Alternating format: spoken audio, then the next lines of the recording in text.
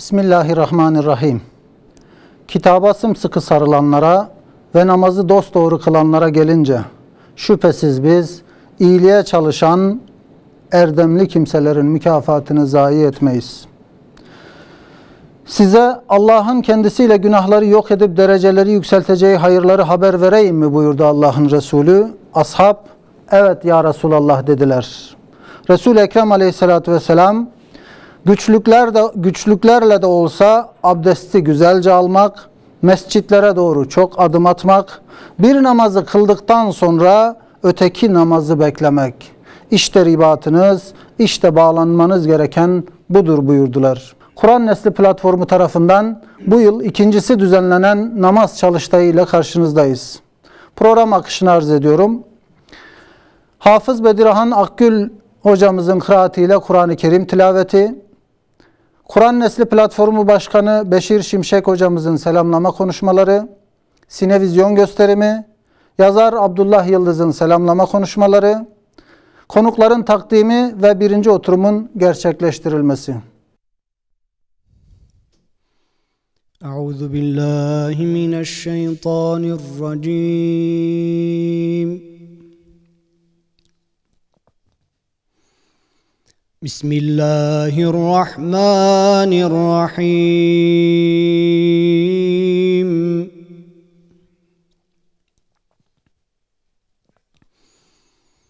وَمِنْ حَيْثُ خَرَجْتَ فَوَلِّ وَجْهَكَ شَطْرَ الْمَسْجِدِ الْحَرَامِ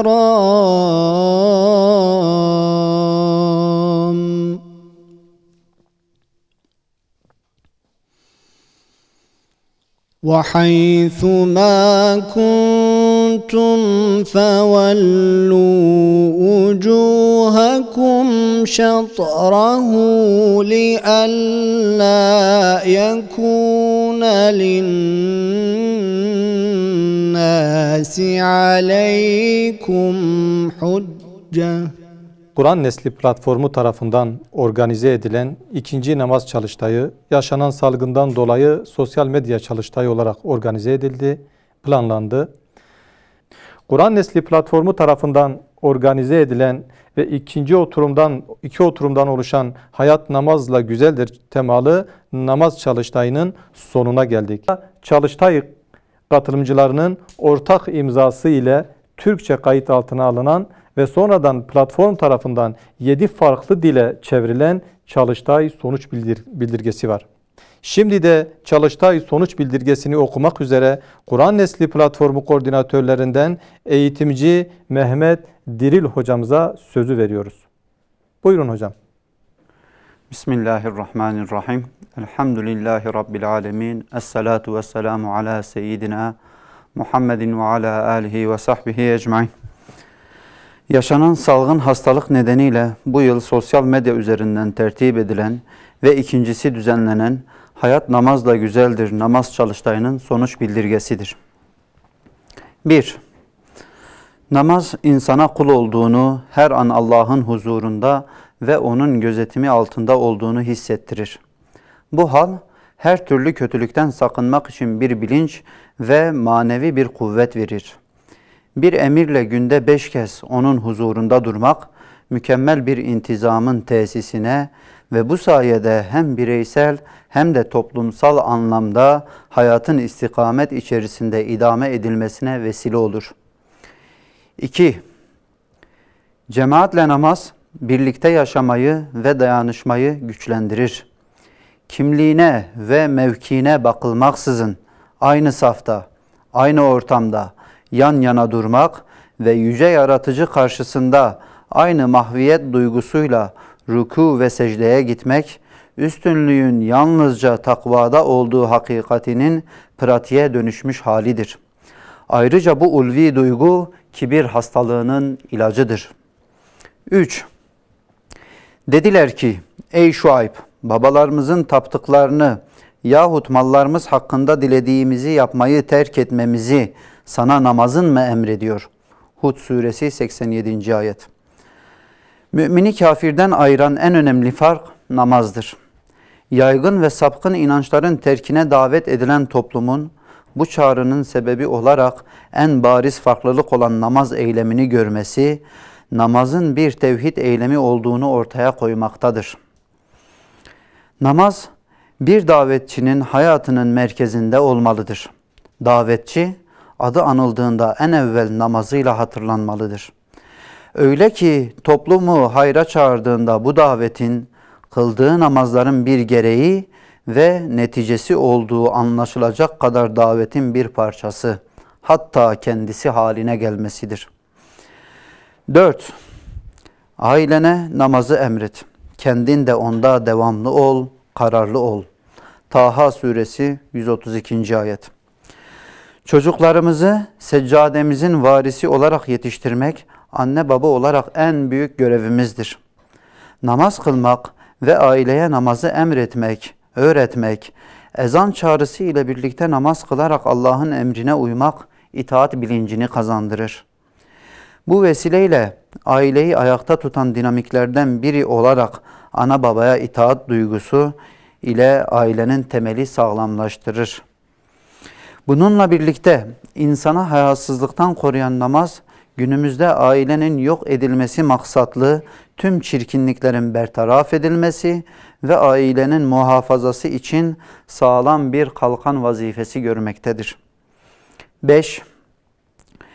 Gerçekten müminler kurtuluşa ermiştir. Onlar ki namazlarında huşu içindedirler. Mü'minun suresi 1. ve 2. ayetler. Namaz, felaha, kurtuluşa ermenin bir aracıdır. Kurtuluşa vesile olacak namaz, huşu ile kılınan namazdır. Namazını huşu içinde kılan mümin, sonsuz yüceliğin karşısında acziyetini anlar.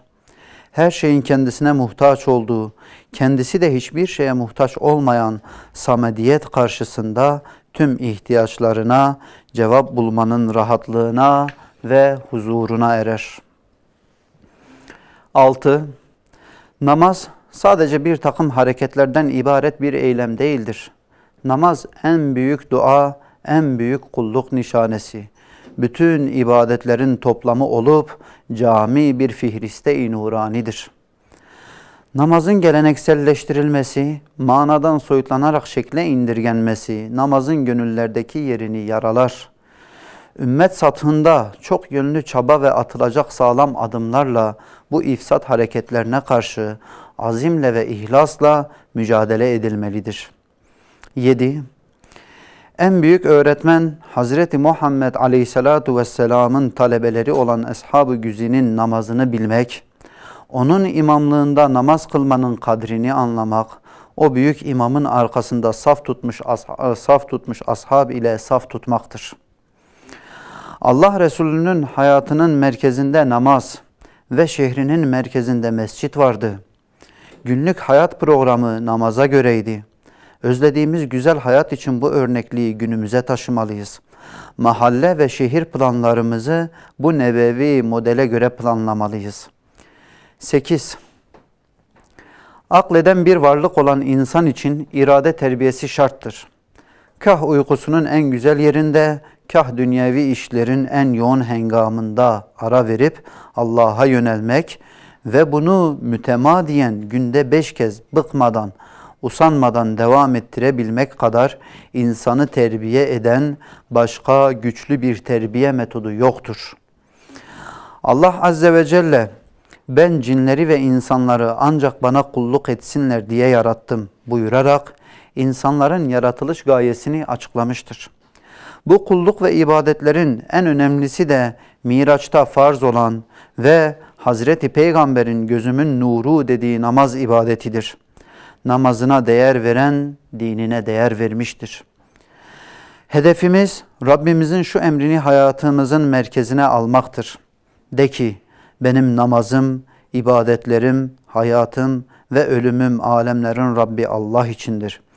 Gayemiz Rabbimizin şu emrinin gereğini yerine getirmektir. İnsanları ibadet ve itaat için Allah'a çağıran, salih iş ve hareket yapan ve şüphesiz ben Müslümanlardanım diyen kimseden daha güzel sözlü olan kimdir? Duamız İbrahim Aleyhisselam'ın diliyle Rabbimizin öğrettiği duadır. Ey Rabbim, Beni ve neslimden gelenleri de namazı gereği gibi kılanlardan eyle. Ey Rabbimiz, duamı kabul buyur. 10. Bu münasebetle dünyayı ve ahiret hayatını düzenleyen namaz için hayat namazla güzeldir şiarıyla tüm müminlerin dikkatini bir kez daha hayat namaz ayrılmazlığına çekmek istiyor ve özetle diyoruz ki hayat namazla güzeldir, hayat namazla hayattır. İş bu bildirge 2 oturum şeklinde düzenlenen çalıştaydaki tüm katılımcıların onayı ile Türkçe kaleme alınıp imza altına alınmıştır. Bildirge platformumuz tarafından ayrıca Kürtçe, Arapça, İngilizce, Farsça, Zazaca ve Soranice dillerine de tercüme edilerek insanlığın ve İslam aleminin istifadesine sunulmuştur.